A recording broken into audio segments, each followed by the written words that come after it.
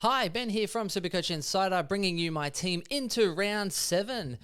Anarchy, anarchy, anarchy is pretty much the theme of the week for me. So, look, I will bring a much more positive scope this week, although everything is falling beneath me. Thank you for the concerns out there last week. Yes, it's my party. I can cry if I like to.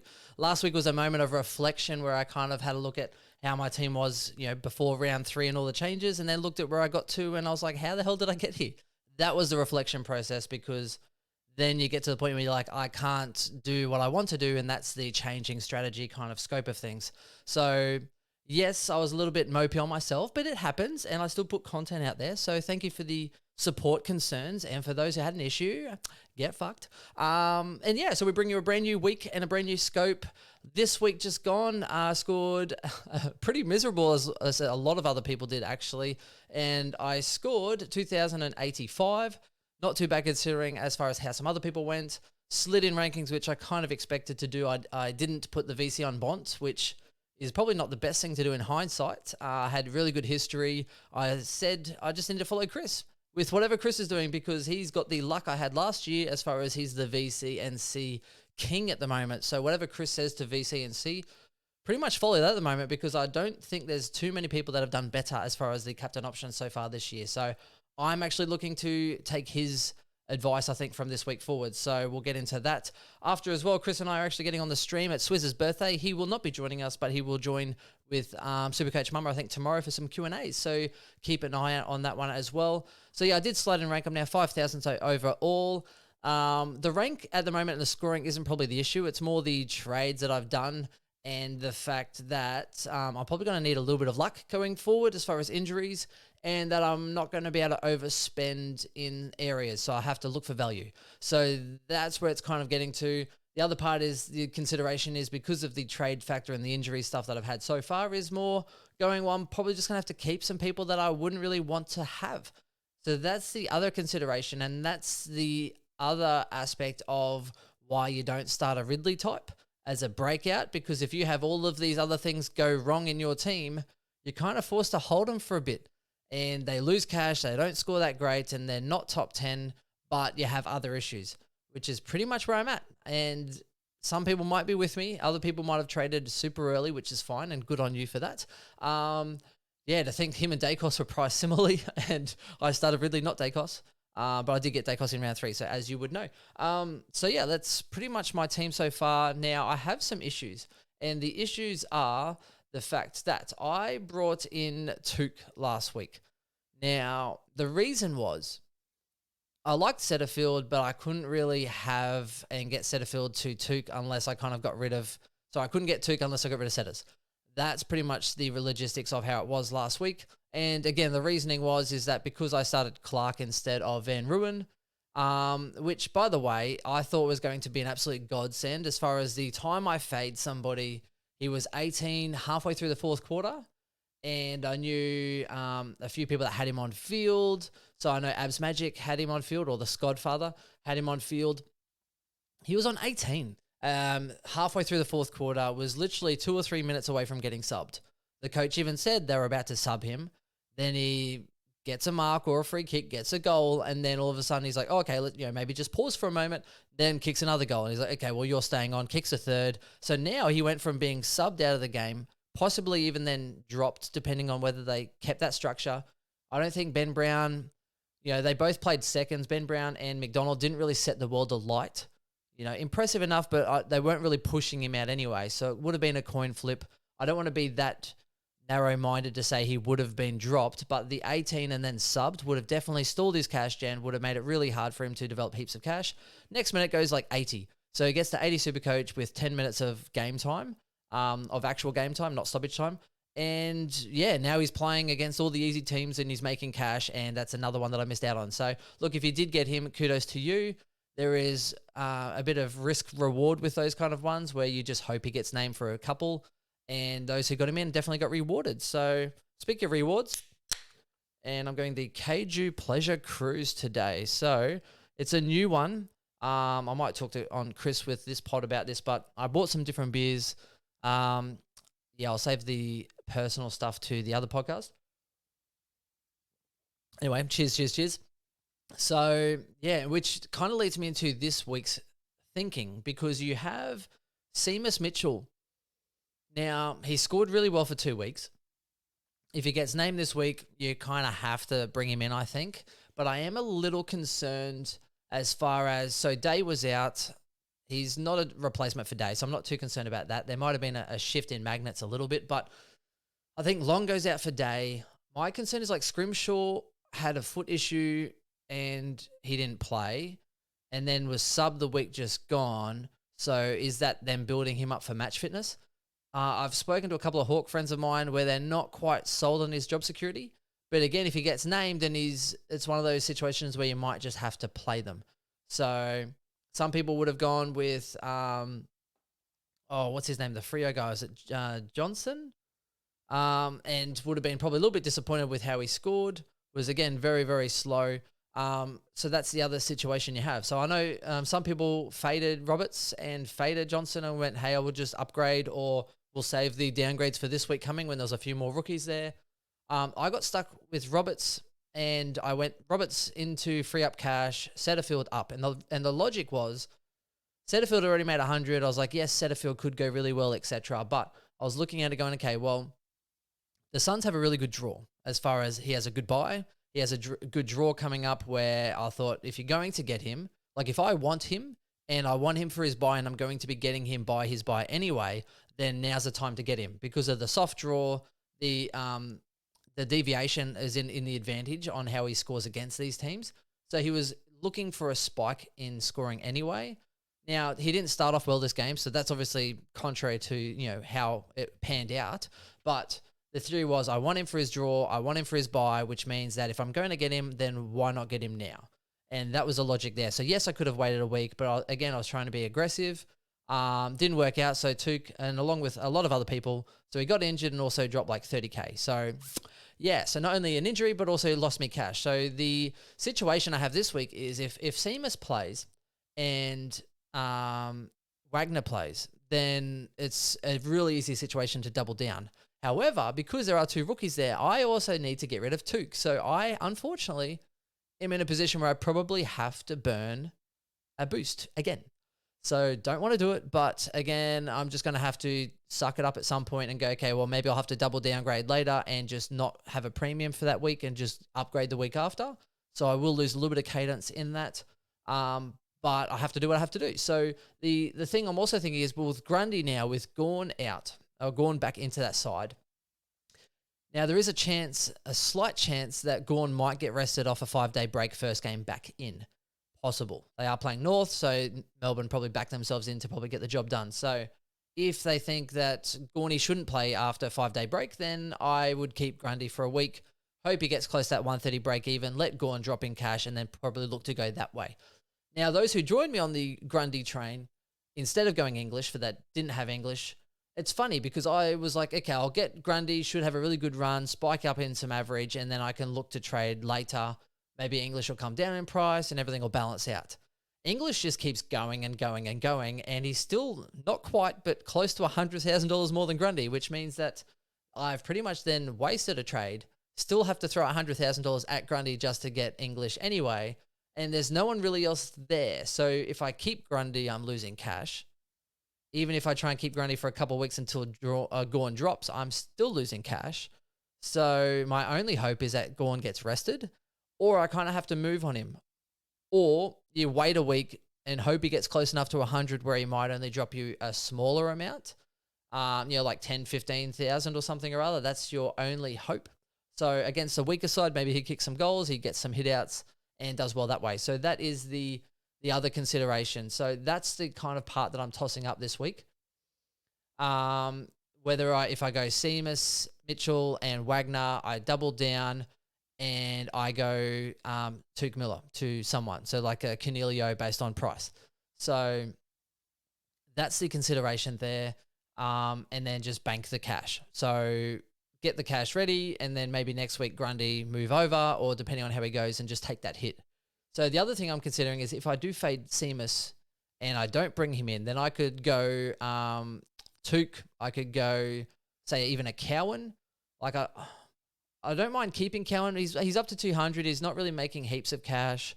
I think Wilmot, he's capable enough to get at least another spike rise, or I can get rid of him next week and then downgrade someone, upgrade him to like a Sicily.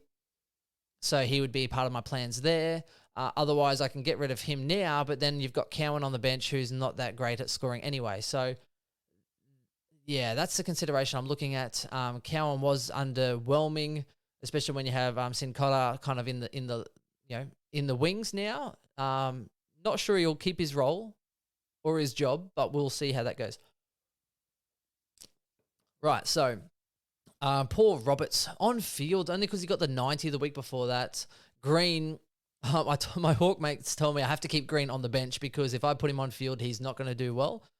He just keeps chipping away. I'm really stoked about the cash generation there. Clark looked good and good enough, but again, he's no Van Ruin. He's a slower burn than I was hoping for. They do have a soft draw coming up though, so I'm hoping that he can have put 2 or 3 good games together and get me sort of up to 300, 320 maybe. I'll take $120,000 profit if I can. So he's someone that I just need these 3 games to sort of come up. And same thing with Chandler. Well done, Chandler, getting that nice little spike in cash. So the one thing I will talk about is with Hall coming into that side. Yes, in hindsight, it did, like Zeeble still got 111, so it didn't really impact, I think, his role too much. But everyone's saying, Hall impacted Sheasel, etc. In hindsight, like, it's easier to say yes, but Sheasel copped attention. And I think it was Holman or someone went to him and pretty much snuffed him. So off a 1-game sample, I think it's hard to say that, yes, Aaron Hall impacted Sheasel. You might need a couple more. But the issue is that now he's also got a higher break even. So the issue is like we go in saying he's a keeper and Hall might get injured, or maybe it was just because he got attention. So he's got a break even at 99. I'd definitely wait and watch a week on that one. If he doesn't do well and he gets no attention, and it looks like, hey, we can't actually hold on to this guy, then you might actually want to look at sort of moving him on at max price.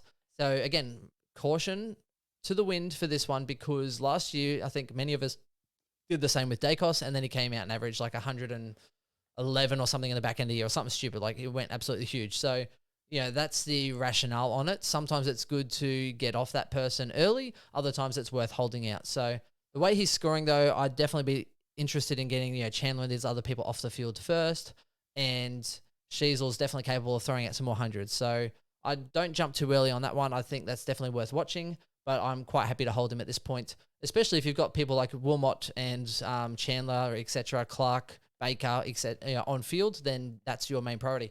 So for me, what I am looking at is, welcome back, Tom Green. I'm glad I didn't get rid of you now, because that's one more trade I probably would not have had. But yeah, Touk's got to get out of my side. So for me, it's pretty much Toukie boy's got to get out.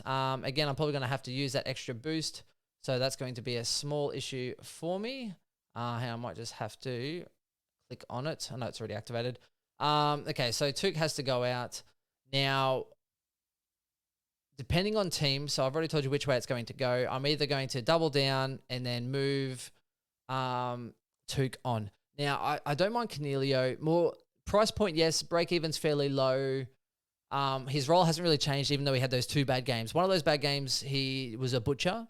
Can't speak so much about the other bad game, but otherwise he's had 4 really good scores out of 6 with 2 poor scores. So as a forward, a premium, he's got a high ceiling. He should still do really well. And as a forward, I think you could do a lot worse at a flat 500K. The other consideration is, right, so you've got possibly coming in round 12. So at the start of round 12, end of round 11, DPP changes.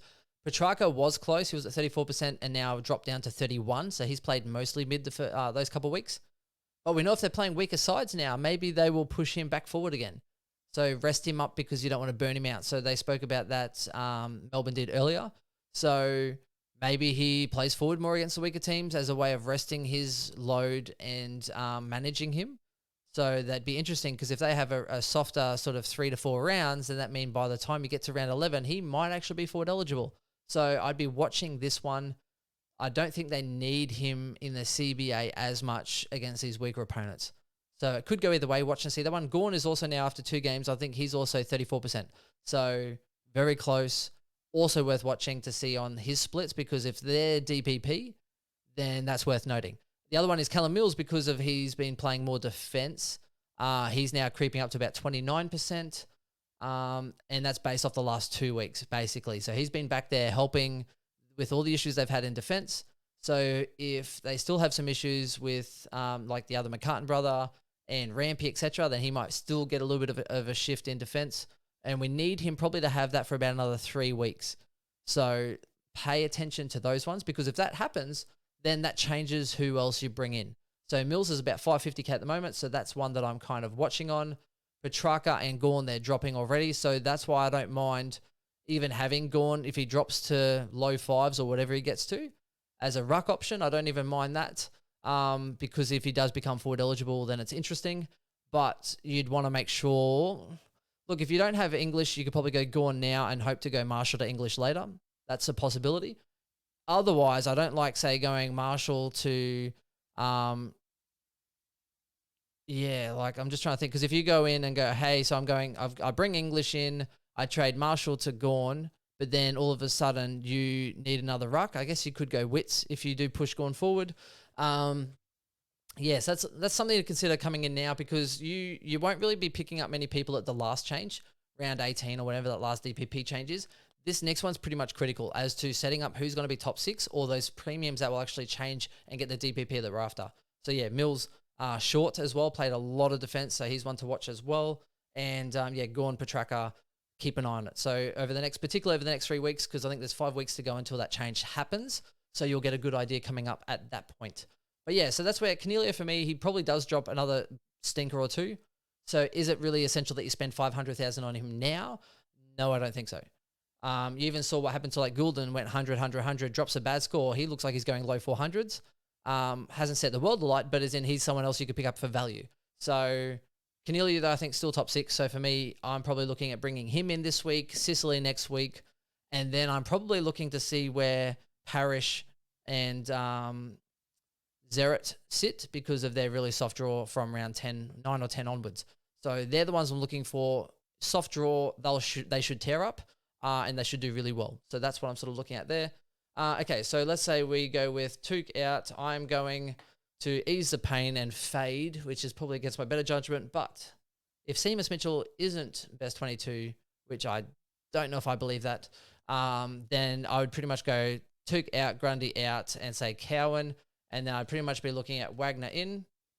So the Wagner dogs. So Wagner in here, and then going with your English and Cornelio, and trying to kind of mitigate. So one of these is injury based. The other one is pretty much a sideways on Grundy, who's going to drop. But again, I already knew I was going to have to trade Grundy, so it's not ideal, but you know, it is what it is. So like trying to, if English could easily, and this pains me, like his run is continuing and I keep on shorting that stock. And yes, he's coming from Perth over now. They play a lot of games in Victoria coming up soon. And he just keeps dominating. And as far as Hawks, he'll get on the outside and he links up so well that he could honestly go 180 against Hawks. So I think I'm at the point where I'm done short stocking English.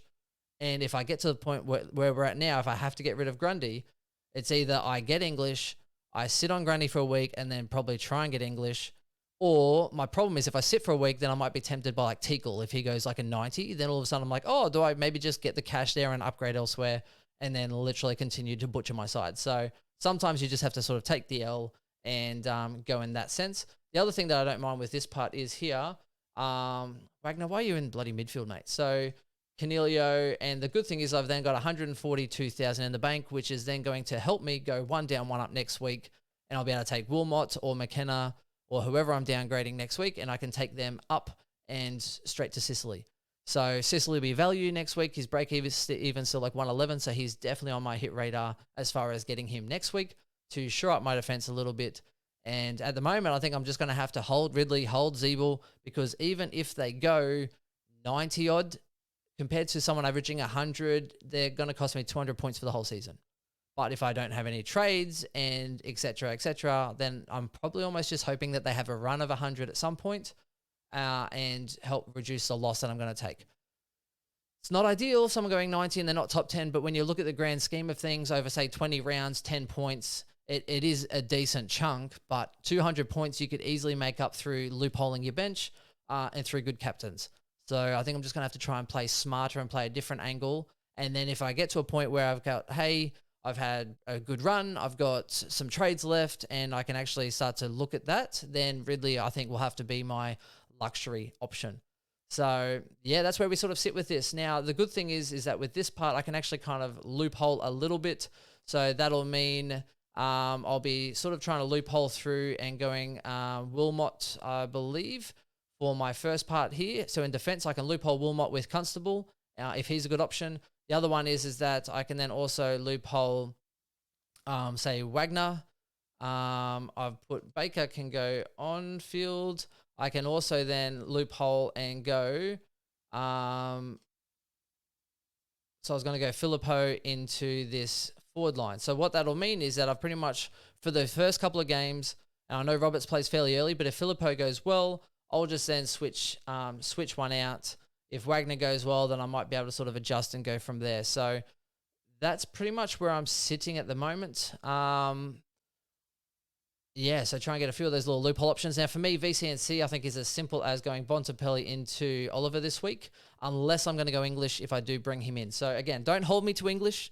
I like him there, unless Seamus Mitchell is named and the coach says something about him, and then I might hold Grundy for a week. So, but yeah, English could easily go 180 this week.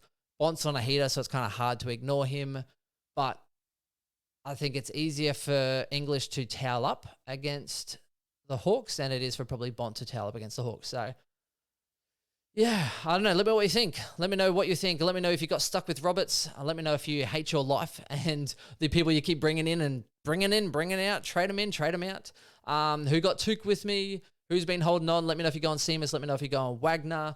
And, yeah, give me shit for not getting in Van Ruin. 100%. Go for that one as well if you want to, if you're interested. Baker, I think, is someone who should do well against Hawks on the wing. So I wouldn't mind fielding Baker this week if you have him. Chandler and Clark, I think, softer draws, you probably just bank them, hoping that they kick 2 or 3 goals and try and loophole where you can, especially if you have, like, Roberts or some other people that are missing. So that's it from me, ladies and gentlemen. Let me know what you think. Let me know on what your tracking is over the next couple of weeks. Let me know what Fallen Premium you're looking at as well. So Canelio this week, Sicily next week. Who else is looking at Parrish, at Merritt? I wonder how low Ollie Wines will drop. That's another one worth watching there. Lockie Neal. Like, there's so many options that I think are going to start dropping out of the sky. And yeah, hopefully Walsh will drop some cash in, because I think he's definitely one that looks very, very viable. And scores well. So, yeah, that's it. Let me know what you think, and I'll talk to you soon. Chris and I are about to get on the stream as well, so if you do happen to see this stream on the premiere, drop some comments, because there might be a chance that I'll actually keep an eye out as I'm chatting to Chris on our podcast. Talk to you soon. Bye.